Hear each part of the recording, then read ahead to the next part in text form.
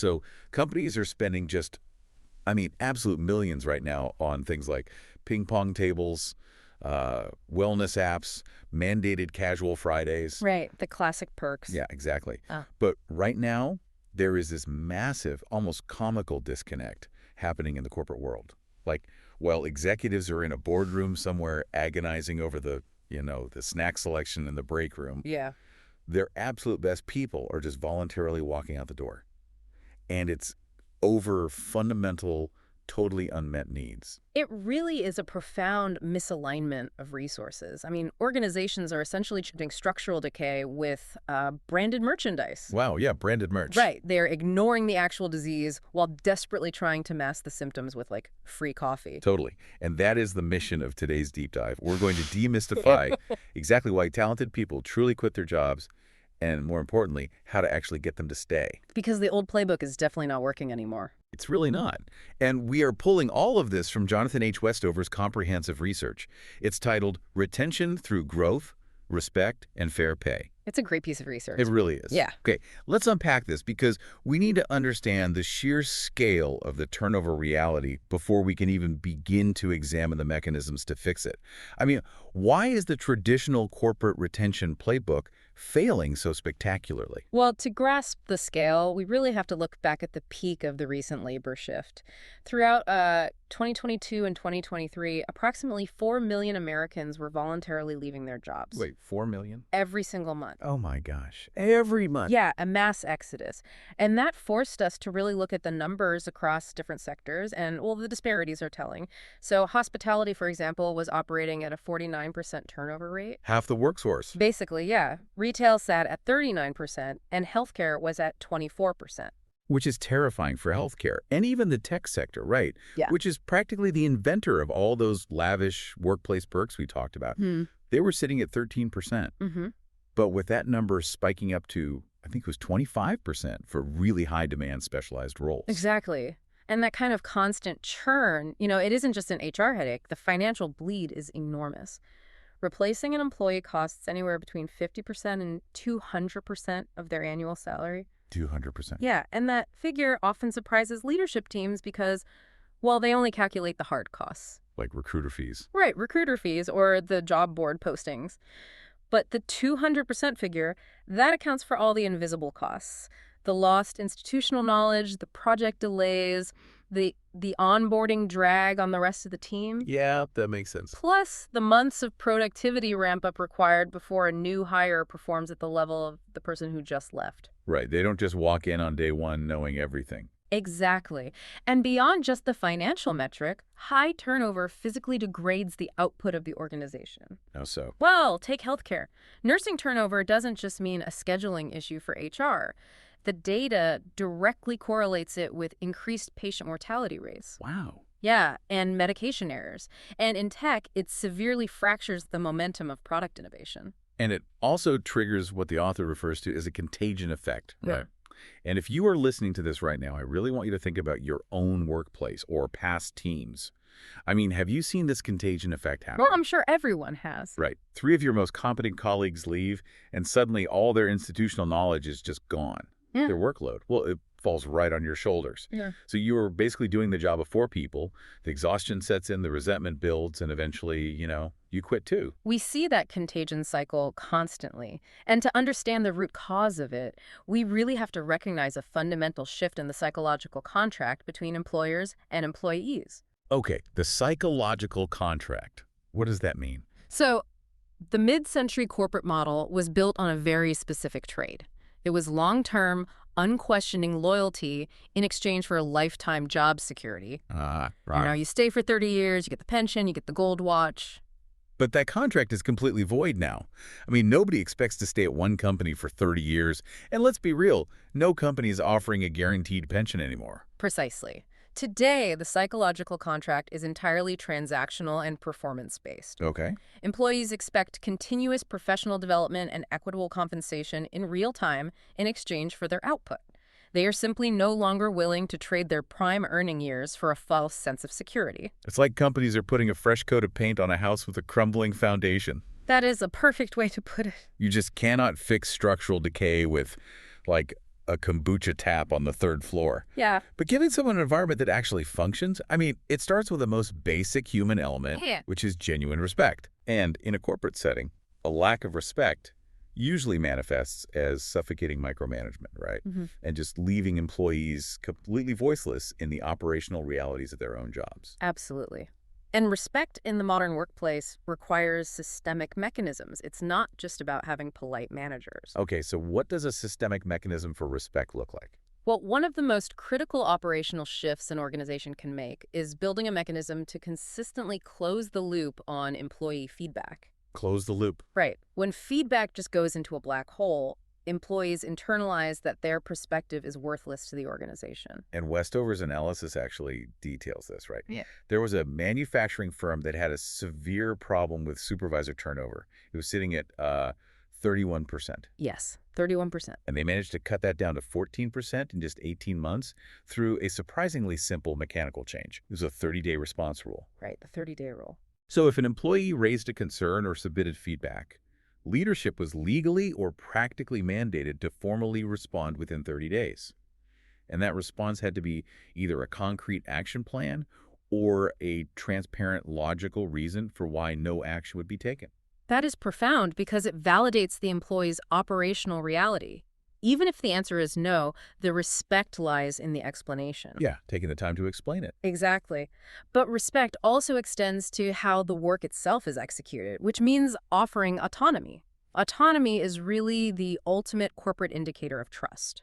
Okay, how so? Well, consider a technology firm from the research that was bleeding engineering talent. Turnover was at 23%. Wow, almost a quarter of their engineers. Yeah, and they recognized that highly skilled engineers loathed the bureaucratic friction of their environment, so they eliminated standing status meetings. Oh, I bet they loved that. They did, and they removed the requirement for manager approvals on routine technical decisions. And their turnover dropped to 11%. But I have to push back on that a little bit. Giving employees, even highly skilled ones, just unilateral autonomy, it sounds like a massive operational risk. It does sound risky, yes. Right.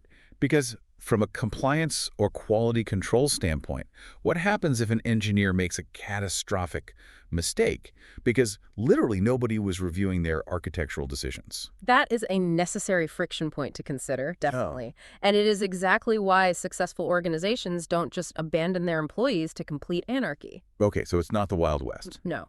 No, the solution lies in establishing what they call zones of discretion. Zones of discretion. You give employees explicit authority to act without consultation up to specific, well-defined thresholds. Ah, And more importantly, you pair that autonomy with rapid recovery protocols. what does that mean in practice? It means if an autonomous decision results in a failure, the operational focus is immediately on root cause analysis and fixing the issue quickly rather than, punishing the individual. It builds competence-based trust. Exactly. It changes the dynamic from a parent-child relationship to a true peer-to-peer relationship. The data also emphasizes early involvement in strategic decisions, right? Yeah.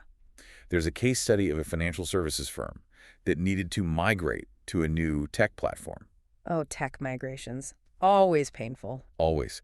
And the standard corporate playbook is for executives to pick a vendor in secret, sign a multi-million-dollar contract, and then force the new software on the people doing the actual work. Which invariably results in massive resistance and a spike in attrition. Exactly. But this firm brought the software engineers into the process before the purchase. Yes. They had them evaluate the vendors, run stress tests, and provide technical feedback. And just by shifting the timeline of their involvement, the projected turnover from that painful migration period dropped from 35% down to 19%. What's fascinating here is the psychological distinction between consensus and consent. Okay, consensus versus consent. Break that down. Well, consensus demands that everyone actively agrees with a decision, which is honestly nearly impossible to achieve in a complex organization. Right. You're never going to get everyone to agree on one software. Exactly. Consent, however, means that while an employee might prefer a different vendor, they can live with the decision. Because they were heard. Because they were heard, their expertise was respected, and their major objections were rationally addressed. When you involve people early, you achieve that vital consent. But when you make a decision in a closed boardroom, and then hire consultants to generate buy-in after the fact, The workforce instantly recognizes it as performative. It just breeds deep, corrosive Cynicism. But consent and autonomy only go so far if the underlying economic exchange is broken. Right. Like, you can give an engineer all the creative freedom in the world, but if they find out they are making 30% less than market rate, that trust evaporates overnight. It's gone. Right. Respect isn't just about how you are treated in meetings. It is about how you are valued monetarily. The employment contract is fundamentally an economic transaction. If compensation isn't rigorously market aligned, the cultural perks are irrelevant. Totally irrelevant. Organizations must conduct multi-source compensation audits to ensure they aren't relying on outdated pay scales. The healthcare example from the text illustrates this perfectly. An organization audited their pay scales and realized their experienced nurses were hovering below the market median. Which is a huge risk in healthcare. Huge. So they implemented an immediate, sweeping adjustment to bring those experienced nurses up to the 60th percentile. But the upfront cost to the organization was $2.4 million. Most CFOs would look at that immediate expense and instantly reject it. They would, but that is a failure of long-term accounting. How so? Because that pay adjustment dropped their nursing turnover from 23% down to 16%. So they actually saved more than that $2.4 million within 18 months simply by avoiding the replacement, onboarding, and lost productivity costs of the nurses who inevitably would have left. Right. So it is a pure return on investment, not a sunk cost. Exactly. But beyond just market alignment, the dynamic of equity relies heavily on transparency. And Buffer is the extreme, highly cited example of this, right?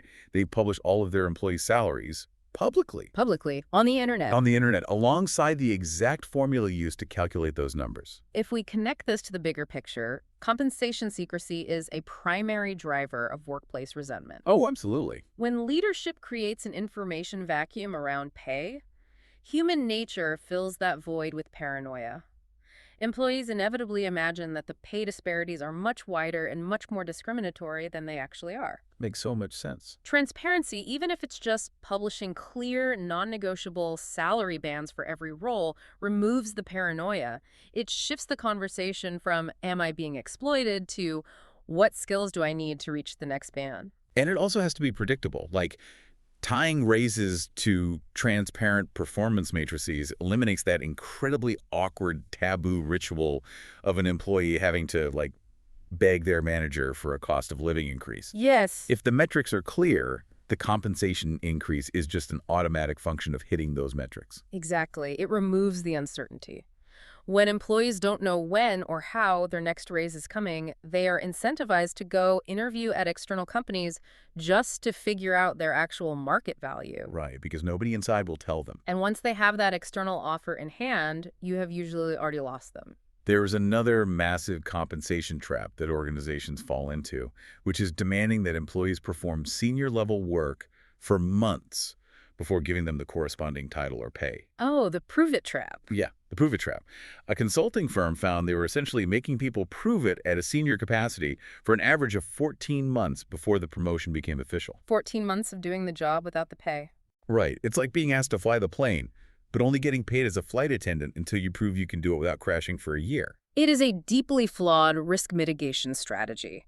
Organizations think they are protecting themselves by ensuring the employee is 100% ready. But the firm realized the damage it was causing and completely reversed the policy. The moment an employee was assigned senior duties, their pay and title adjusted immediately. And unsurprisingly, turnover for that specific high-pressure role dropped from 32% to 18%. Because when you delay compensation for work that is actively being performed, you are basically demanding discounted labor. Yeah. And high performers are acutely aware of this dynamic. They will simply take their newly proven senior-level skills to a competitor who will pay them the market rate for that skill set on day one. Exactly. So if equitable pay stops them from leaving today, what keeps them engaged for the next 5 years? Because human beings inherently need forward momentum. We do. The data reveals that a lack of career development is actually the #1 driver of avoidable turnover, accounting for roughly 22% of departures. Because if there is no visible trajectory, a highly ambitious employee has no logical reason to stay. Right. However, the way most corporations handle development is entirely disconnected from what employees actually need. Oh, you mean the mandatory heavily generalized corporate training seminars? Yes. Because nothing drains morale quite like forcing an entire department to sit in a windowless conference room for 4 hours to learn a software system half of them will never even use. Precisely. The shift needs to be toward demand-driven skills development. Demand-driven. Okay. There is a detailed case study of a fintech company that abandoned their top-down training assignments entirely. Just got rid of them. Got rid of them.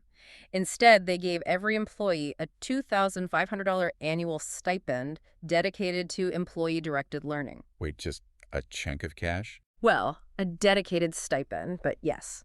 The employees could choose the courses, certifications, or conferences that actually aligned with their specific career interests. And that work. The results of that agency are incredible. Participation in learning programs jumped from 64% under the mandatory system to 91% under the stipend system. Oh, wow. And overall turnover dropped to 12%. That's huge. And if you are listening, think about your own career trajectory. I mean, how much more engaged would you be if you had the capital to choose your own upskilling path rather than sitting through generic mandated modules? It signals trust, right? Okay. And it allows the organization to benefit from a much wider, more diverse skill set. But financial support for development must be paired with a navigational map. Okay, meaning what? Employees require clear progression roadmaps. Deloitte addressed this by implementing career checkpoints at the 2, 4, and 7-year marks of an employee's tenure. Oh, I like that. Yeah, it forces a structured, highly specific conversation between the employee and leadership about exactly where their career is heading and what specific capabilities must be acquired to bridge the gap. It completely eradicates the ambiguity that causes restlessness. I also find the concept of strategic stretch assignments critical here. Microsoft built an internal talent marketplace specifically for this purpose. A very smart move. Right. Instead of a manager acting as the sole gatekeeper for all the interesting high-visibility projects, employees can actually nominate themselves for stretch assignments on entirely different teams. That solves a pervasive, systemic issue in corporate structures, which is talent hoarding. Talent hoarding? Yeah. Often, middle managers are heavily incentivized to hoard their best performers to guarantee their own team's short-term metrics. They will actively prevent a top performer from taking a cross-functional project because it temporarily reduces their output. That is so frustrating. It is. But by removing that managerial gatekeeping, Microsoft created a fluid internal market where employees can satisfy their need for new challenges without having to resign and find a new company. Which fundamentally changes how organizations should approach promotions overall. The traditional model demands 100% mastery of the current role before even considering advancement. Right. But shifting to potential-based promotions, where you promote based on a person's demonstrated learning agility rather than full proven mastery, it yields incredible results. A tech company adopted this agility-based promotion model and found that these employees reached full competency in their new elevated roles in just 6 to 8 months. Wow. And under the old prove-it-first system, it was taking 12 to 18 months of cautious evaluation. But more importantly, retention of their top-tier talent improved by 34%. Because the prove-it-first promotion model is a relic. It really is. If you wait until a high-potential employee is perfectly, undeniably ready for the next level, you have basically given your competitors a massive 12-month window to poach them. Ambitious talent does not wait in line. No, they don't. If you make a rising star wait for a bureaucratic timeline, another organization will offer them the title and the autonomy tomorrow. That requires a total rewiring of how leadership evaluates risk. Yeah. But all of these mechanisms, the autonomy, the transparent pay, the fluid growth structures, they will absolutely collapse if an organization's leadership doesn't enforce them at a structural level. Yes. I mean, a company can have a great HR policy on paper, but how do we operationalize this so middle management doesn't just ignore it in practice? It requires an explicit recalibration of the psychological contract we discussed at the beginning. Okay. Netflix provides a prime example of this operational clarity. Their famous culture document doesn't hide behind corporate speak. It explicitly states their demands and their offerings. Right, it's very blunt. Extremely blunt. They demand elite performance, they pay at the absolute top of the market, and they openly acknowledge that the working relationship might not be permanent. Which is refreshing, honestly. It is. By being radically, almost brutally transparent about their environment, individuals who do not align with that intense culture self-select out before they even apply. Ah, so they don't even get in the door. Exactly. This drastically reduces toxic, mismatched turnover down the line. It's the ultimate, this is who we are, take it or leave it approach. Okay. But once they're in the door, the biggest structural lever is middle management, right? Absolutely. Gallup's data continually reinforces the old adage, people leave managers, not companies. They found that managers account for a staggering 70% of the variance in employee engagement scores. 70%. This raises an important question. What's that? If managers control the daily, localized levers of respect, growth, and equitable treatment, why do organizations continually relegate retention strategies solely to the human resources department? That is a great question. HR can design the policies, sure, but accountability must be distributed to the frontline managers who actually execute them. Here's where it gets really interesting. Salesforce actually took that accountability and operationalized it. They did. They implemented manager retention scorecards. So if you were a manager and you maintained high retention of your top performers, you received a financial bonus. Right, tying it to compensation. But if your team had high avoidable turnover, you did not get a pass. You were put into intensive coaching. And if they failed to improve? You were removed from your leadership position. Wow. Yeah. And they improved their overall retention by 18 percentage points just by aligning those incentives. They treated talent retention with the exact same rigor as a sales quota. Which makes sense. Right. If a manager cannot retain talent, they are fundamentally failing at their job, and it should disqualify them from advancement. It forces behavioral change. A manager can no longer just pay lip service to career roadmaps and autonomy if their own compensation is directly tied to their employees actually experiencing those pillars. Exactly. And leading organizations pair this localized accountability with continuous learning systems. Google, for instance, uses sophisticated people analytics to identify real-time turnover risks. Wait, how does that actually work in practice? Like, what are they measuring exactly? Well, they aren't waiting for the exit interview to find out someone was unhappy. Because by then it's too late. Exactly. They're constantly tracking leading indicators. Changes in how often an employee uses their paid time off, the frequency and quality of their one-on-one meetings with their manager, Oh, that's smart. the time elapsed since their last promotion or lateral move. They use pulse surveying to constantly gather data, and they adapt their interventions based on what the analytics indicate before the employee ever writes a resignation letter. So they are treating their organizational culture like a living product that requires constant iteration and debugging. It's not just a set-it-and-forget initiative launched at, like, an annual retreat. Yeah. We have covered immense ground today. We have looked at why the superficial perks are obsolete. You simply cannot buy long-term loyalty with a ping-pong table or a branded fleece. No, you really can't. What actually retains high-performing talent is systemic, demand-driven growth, rigorously transparent pay, and operationalized respect through autonomy. It is all about embedding the fundamentals of human dignity and fair economic exchange deeply into the operational design of the company. And whether you are a director trying to keep a brilliant technical team intact, or you are an employee trying to articulate exactly why you feel so restless and burnt out at your current job, you now have the operational vocabulary to pinpoint the exact structural failures causing that friction. You do. So what does this all mean? Well, the text briefly touched on two concepts that I really want to merge together as a final thought for you to explore on your own. Okay. It mentioned turnover contagion, the reality that people leave because their highly skilled peers leave, and the strategic importance of building alumni networks. Right. If the psychological contract is now purely transactional, and modern careers inherently require fluid movement between companies to maximize growth and compensation, maybe the ultimate retention strategy isn't about desperately locking the door. That's an interesting pivot. What if the goal isn't to prevent everyone from ever leaving?